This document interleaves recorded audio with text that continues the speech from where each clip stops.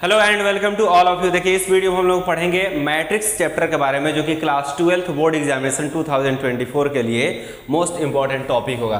तो इसमें हम लोग पढ़ेंगे मैट्रिक्स का बेसिक कॉन्सेप्ट, ठीक है। और इसके आगे आने वाला जो वीडियो होगा उसमें हम लोग इससे रिलेटेड एमसीक्यू क्वेश्चंस और सब्जेक्टिव क्वेश्चंस भी करेंगे लोग, ठीक है। तो आइए हम लोग स्टार्ट करते हैं मैट्रिक्स से। देखिए मैट्रिक्स कहेंगे किसे?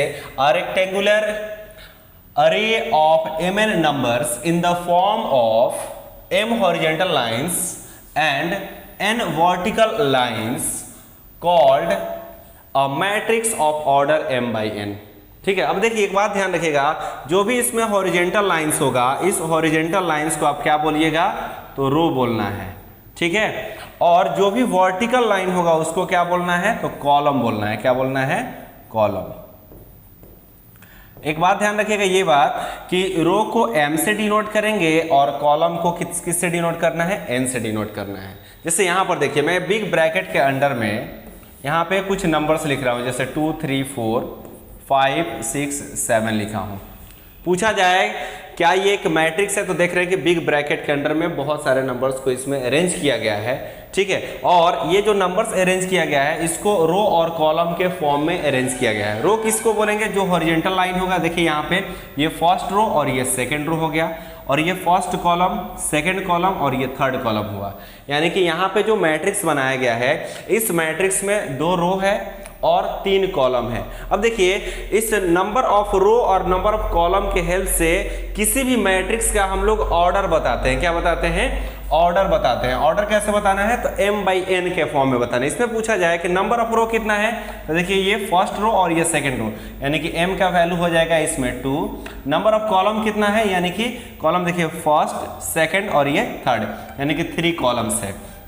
पूछा जाए कि इस मैट्रिक्स का ऑर्डर क्या होगा, तो कहेंगे ऑर्डर इक्वल टू क्या होता है? m by n।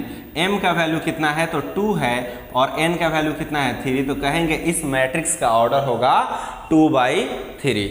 बात आ रही है समझ में? कभी भी आपको किसी भी मैट्रिक्स का ऑर्डर बताना होगा, सबसे पहले नंबर ऑफ रो को काउंट कर लेना है, उसके बाद से नंबर ऑफ कॉलम को, ठीक है। मल्टीप्लाई नहीं करना है, बस मल्टीप्लाई के फॉर्म में लिखना है।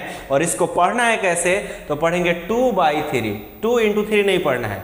क्या पढ़िएगा? 2 by 3 पढ़िए। अगर मान लीजिए ऐसा कोई मैट्रिक्स आ गया, जैसे मान लीजिए कोई मैट्रिक्स ए दिया है, मैट्रिक्स ए इक्वल टू 1 2 3 4 5 6 7 8 9। पूछा जाए इस मैट्रिक्स का ऑर्डर क्या होगा, तो देख रहे हैं इसमें कि रो कितना दिया है, तो ये देखिए फर्स्ट रो, सेकंड रो और थर्ड रो, यानी कि m का जो वैल्यू है वो 3 है। कॉलम कितना दिया है? तो 1 2 और 3, यानी n का भी वैल्यू कितना दिया है? 3 दिया है। तो कहेंगे इस मैट्रिक्स का जो ऑर्डर होगा वो क्या होगा? तो 3 by 3 होगा। बात आ रही समझ में? अब देखिए इसके आगे हम लोग पढ़ेंगे इसके टाइप्स के बारे में। टाइप्स ऑफ मैट्रिक्स क्या क्या होगा, ठीक है। तो सबसे पहला टाइप्स हम लोगों को पढ़ना है रो मैट्रिक्स। रो मैट्रिक्स किसे कहेंगे? A matrix having only 1 row is known as a row matrix. ऐसा मैट्रिक्स जिसमें केवल एक ही रो हो, कॉलम कितना हो, बस नंबर ऑफ रो कितना हो, बस एक हो, उसे हम लोग क्या बोलेंगे? Row matrix. जैसे इसका एग्जाम्पल देखिए, यहाँ पे लिखा जा रहा है 2 3 4 5 लिख दिया। इसमें पूछा जाए कि रो कितना है, तो रो देख रहे हैं कि 1 है। ये कॉलम कितना है? तो 1 2 3 एंड 4। अब पूछा जाए कि इसका ऑर्डर क्या होगा, तो ऑर्डर बोलेंगे हम, रो की संख्या है इसमें 1 और कॉलम की संख्या है यहाँ पे 4, तो क्या बोलेंगे? 1 by 4 इसका ऑर्डर है। इस ऑर्डर में देखिए रो कितना है जी? 1 है, इसलिए इस मैट्रिक्स को हम लोग क्या बोलेंगे? रो मैट्रिक्स बोलेंगे। देखिए अगर ऐसा भी मैट्रिक्स बना दिया था, यहाँ पर देखिए 1 2 3, पूछा जाए इसमें रो कितना है, तो देख रहे हैं कि 1 2 और 3 है। कॉलम कितना है? कॉलम 1 है। तो यानी इसका ऑर्डर कितना होगा? तो ऑर्डर कहेंगे ऑर्डर इसका तो 3 by 1 होगा। नंबर ऑफ रो को कभी भी पहले लिखना है, तो 3 by 1 हो रहा है। तो क्या यहाँ पे रो की संख्या 1 है? तो नहीं है, इसलिए ये मैट्रिक्स रो मैट्रिक्स नहीं कहलाएगा। एक बात ये ध्यान रखिएगा, हमेशा जो रो मैट्रिक्स का ऑर्डर होता है वो हमेशा 1 by n के फॉर्म में होता है। ये यहाँ से ऑब्जेक्टिव क्वेश्चन पूछा जाता है कि रो मैट्रिक्स का ऑर्डर किस फॉर्म में होता है, तो बोलेंगे 1 by n। 1 का मतलब नंबर ऑफ रो 1 रहेगा, और n का मतलब नंबर ऑफ कॉलम कितना हो सकता है। कॉलम एक भी हो सकता है, एक से ज़्यादा भी हो सकता है, लेकिन रो एक ही रहना चाहिए रो मैट्रिक्स के लिए। सिमिलर इसके आगे देखिए, अगर आपसे पूछा जाए कि कॉलम मैट्रिक्स क्या होगा, तो ऐसा मैट्रिक्स जिसमें नंबर ऑफ कॉलम एक हो और नंबर ऑफ रो कितना हो, उसे हम लोग क्या बोलेंगे, कॉलम मैट्रिक्स बोलेंगे। जैसे बी नंबर में एग्जाम्पल लिया था बी के लिए, ये देखिए 1 2 3 ऐसे लिख दिया। इसमें पूछा जाए रो कितना है, तो 1 2 3 है, कॉलम कितना है, तो 1 है, यानी इसका ऑर्डर कितना होगा, तो ऑर्डर हम लोग बोलेंगे 3/1, यानी कि कॉलम देखिए रो आ गया 3 लेकिन कॉलम कितना है 1। ऐसा मैट्रिक्स जिसमें नंबर ऑफ कॉलम बस एक हो, रो कितना हो, उसे हम लोग क्या बोलेंगे, कॉलम मैट्रिक्स बोलेंगे। एक और बात ध्यान रखना है कि कॉलम मैट्रिक्स का जो ऑर्डर होता है, ठीक है, वो किस फॉर्म में, इसका जनरल फॉर्म क्या होता है, तो कहेंगे m/n होता है। क्या होता है, सॉरी m/1 होता है। m/1 का मतलब नंबर ऑफ रो चेंज हो सकता है, लेकिन नंबर ऑफ कॉलम बस एक ही रहेगा, वो भी 1 रहेगा।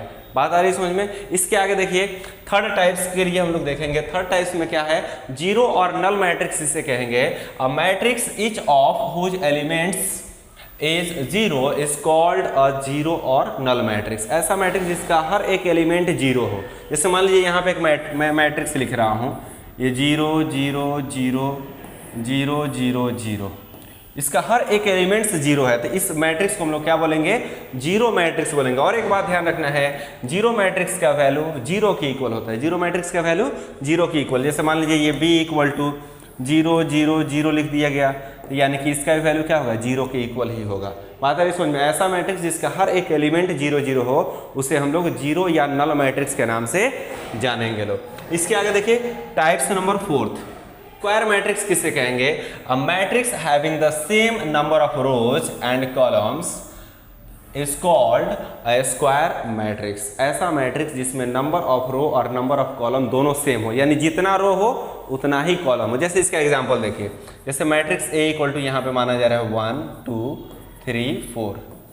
इसमें पूछा जा रो कितना है, तो 1 2, कॉलम कितना है, तो 1 और 2, यानी कि इसका ऑर्डर क्या होगा, तो ऑर्डर हम लोग बोलेंगे कि ये इसका ऑर्डर होगा 2/2, यानी कि जितना रो है उतना ही कॉलम। ये दोनों इक्वल है कि नहीं, जब भी ये दोनों इक्वल आ जाए तो कहेंगे वो मैट्रिक्स क्या कहलाएगा, स्क्वायर मैट्रिक्स कहलाएगा, यानी कि ये स्क्वायर मैट्रिक्स है। बी यहाँ पे एग्जांपल देखिए, b = जैसे मान लिया जाए 1 2 3 4 5 -√3 1 -6 -1/2। इसका ऑर्डर पूछा जाए कितना है जी, तो 1 2 3, इसमें 3 रोज है और 3 कॉलम्स है, यानी इसका ऑर्डर क्या होगा, तो ऑर्डर = लिखेंगे 3/3, यानी कि ये भी क्या कहलाएगा, स्क्वायर मैट्रिक्स कहलाएगा। तो स्क्वायर मैट्रिक्स किसे कहेंगे, स्क्वायर मैट्रिक्स उसे कहेंगे जिसमें नंबर ऑफ रो और नंबर ऑफ कॉलम्स क्या हो जी, दोनों सेम हो। स्क्वायर मैट्रिक्स के लिए एक जनरल टर्म याद रखिएगा लो, इसमें m का जो वैल्यू होता है वो n के इक्वल होता है। किसके इक्वल होता है, m का वैल्यू n के इक्वल, मतलब कि नंबर ऑफ रो जितना होगा उतना ही नंबर ऑफ कॉलम होगा। इसके आगे देखिए टाइप्स नंबर 5, रेक्टेंगुलर मैट्रिक्स किसे कहेंगे, a matrix having not same number of rose and columns is called rectangular matrix. यानी ऐसा मैट्रिक्स जिसमें नंबर ऑफ रो और नंबर ऑफ कॉलम दोनों इक्वल नहीं हो, उसे हम लोग क्या बोलेंगे, तो रेक्टेंगुलर मैट्रिक्स बोलेंगे। इसका एग्जांपल देखिए क्या हो जाएगा, जैसे ये देखिए 1 2 3 4 5 6 लिख दिए। इसमें पूछा जाए रो कितना है, तो रो देख रहे हैं कि 2 है, कॉलम कितना है, तो 1 2 एंड 3 है, यानी कि इसका ऑर्डर क्या होगा, तो ऑर्डर हम लोग क्या बोलेंगे, ऑर्डर बोलेंगे कि 2/3 होगा, यानी ये दोनों इक्वल नहीं है, इसलिए इसको हम लोग क्या बोलेंगे, रेक्टेंगुलर मैट्रिक्स बोलेंगे। रेक्टेंगुलर मैट्रिक्स में m ग्रेटर भी हो सकता है n से, या m लेस भी हो सकता है n से। ऑब्जेक्टिव क्वेश्चन में ऐसे क्वेश्चन पूछा जाता है आपसे कि अगर m का वैल्यू n के इक्वल हो गया तो वो कौन सा मैट्रिक्स कहलाएगा, तो कहेंगे square matrix. m is greater than n हो गया तो रेक्टेंगुलर मैट्रिक्स। बात आ रही समझ में। इसके आगे देखिए यहाँ पे मैं नोट में एक पॉइंट्स लिखा हूँ कि डायगोनल एलिमेंट्स किसे कहेंगे, ठीक है। तो देखिए डायगोनल एलिमेंट्स किसे कहेंगे, जैसे मैं एक यहाँ पे मैट्रिक्स लिखा हूँ, मैट्रिक्स में यहाँ पे 1 2 3 4 5 6 7 8 9, ये कुछ एलिमेंट्स इसके लिख दिए गए। अब देखिए हम लोग इस रो को बोलेंगे ये R1 है, R1 मतलब फर्स्ट रो, ये क्या है जी, तो R2 यानी कि सेकंड रो, ये क्या है, तो R3 यानी कि थर्ड रो। इसको क्या बोलेंगे हम लोग, C1 यानी कि फर्स्ट कॉलम, ये है C2 यानी कि सेकंड कॉलम, ये है C3 यानी कि थर्ड कॉलम। अब पूछा जाए कि यहाँ पे जो एलिमेंट है, यहाँ पे जो एलिमेंट है 1, इस 1 का एड्रेस क्या होगा। तो देखिए किसी भी एलिमेंट का अगर हमें एड्रेस बताना हो तो हम लोग AIJ यूज करते हैं। क्या यूज करते हैं, AIJ के फॉर्म में उसका एड्रेस बताते हैं। ए मतलब एड्रेस बताएंगे, आई का मतलब हुआ वो किस रो में है, और जे का मतलब हुआ वो किस कॉलम में है। जैसे 1 के लिए हम एड्रेस लिखे कि 1 का एड्रेस क्या होगा, तो कहेंगे ए लिख देना है। 1 जो है किस रो में है, तो देख रहे हैं कि फर्स्ट रो में, तो यहाँ 1 लिख दीजिए। किस कॉलम में है, तो फर्स्ट कॉलम में, तो 1 लिख दीजिए। 2 का एड्रेस अगर पूछा जाए कि क्या होगा, तो लिखेंगे 2 इक्वल टू ए, ये फर्स्ट रो और सेकेंड कॉलम है, यानी कि 1 और 2 होगा इसका एड्रेस। ठीक है, लेकिन हम लोगों को पहचानना है कि डायगोनल एलिमेंट किसे कहेंगे, तो ऐसा एलिमेंट जो जिस रो में हो उसी कॉलम में हो। जैसे ये देखिए, ये 1 जो है फर्स्ट रो और फर्स्ट कॉलम में है, 5 देखिए सेकेंड रो सेकेंड कॉलम में है, 3 देखिए 9 थर्ड रो और थर्ड कॉलम में। बस हम लोग इस तीनों एलिमेंट को बोलेंगे क्या, डायगोनल एलिमेंट्स। बाकी जितने भी एलिमेंट देखिए, इधर से भी हम डायगोनल बना सकते हैं, लेकिन ये डायगोनल एलिमेंट नहीं कहलाएगा। डायगोनल एलिमेंट कभी भी ऐसे ही होगा। ठीक है, तो डायगोनल एलिमेंट का पहचान क्या होगा कि जो एलिमेंट जिस रो में होगा उसी कॉलम में होना चाहिए, उसे हम लोग क्या बोलेंगे, डायगोनल एलिमेंट्स बोलेंगे। और जो डायगोनल एलिमेंट नहीं होगा उसे हम लोग क्या बोलेंगे, नॉन डायगोनल एलिमेंट्स बोलेंगे। बात आ रही है समझ में। जैसे मान लीजिए यहाँ पे कोई मैट्रिक्स आपको दे दिया जा रहा है ऐसे करके, ऐसे ABCDEFGHI लिख दिया गया। पूछा जाए इसमें डायगोनल एलिमेंट कौन होगा, तो कहेंगे AEI होगा। क्या होगा, AEI। बात आ रही समझ में। इसके आगे देखिए, हम लोग को टाइप्स पढ़ना है क्या, 6 नंबर टाइप्स, डायगोनल मैट्रिक्स क्या होगा। ठीक है, वहां पढ़े थे लोग इससे पहले नोट में कि डायगोनल एलिमेंट्स क्या होगा, लेकिन यहाँ पे डायगोनल मैट्रिक्स पढ़ना है। डायगोनल मैट्रिक्स क्या होगा, अ square matrix in which every non diagonal element is 0 is called a diagonal matrix. मतलब इसका क्या हुआ, एक स्क्वायर मैट्रिक्स होना चाहिए। स्क्वायर मैट्रिक्स यानी कि जितना रो उतना ही कॉलम होना चाहिए उसमें। लेकिन यहाँ पर देखिए ऐसे लिख दीजिए 1 0 0 0 2 0 0 0 3।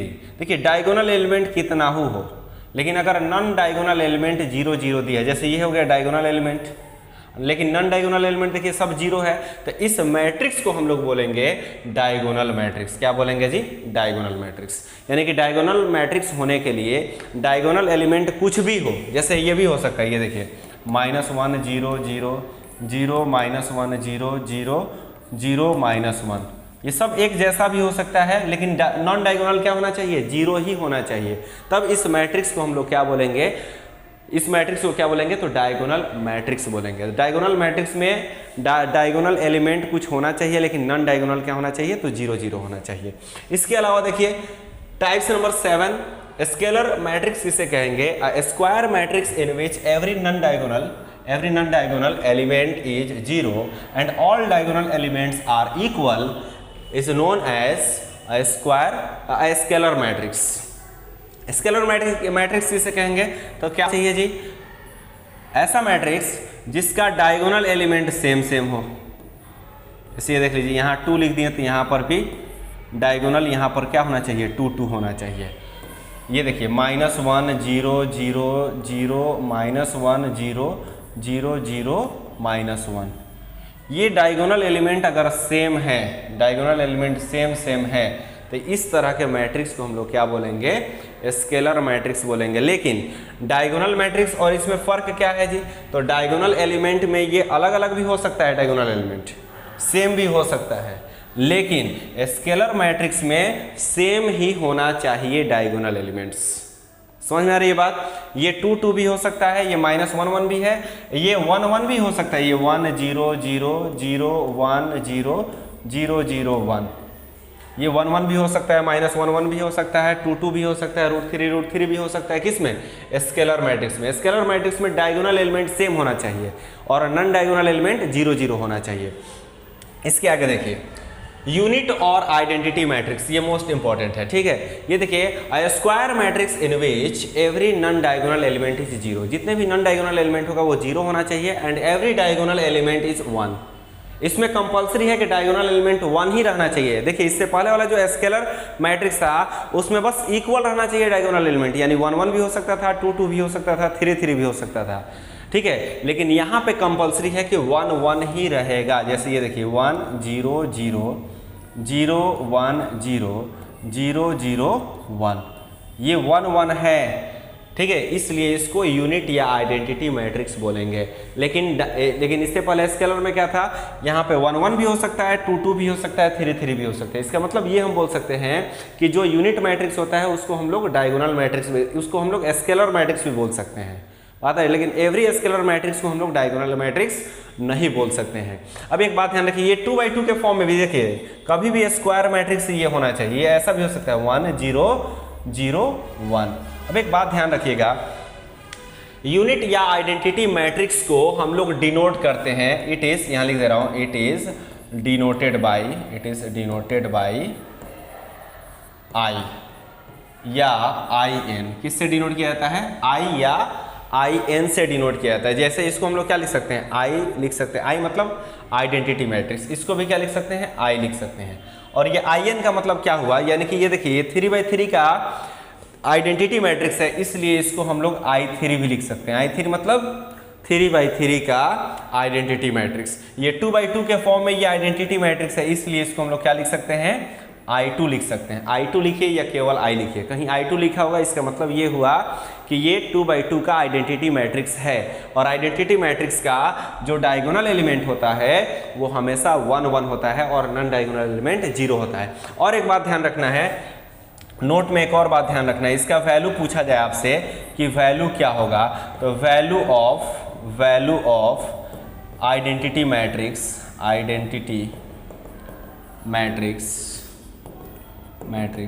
Is always 1। आइडेंटिटी मैट्रिक्स का जो वैल्यू होता है वो हमेशा 1 के इक्वल होता है। बात आ रही समझ में।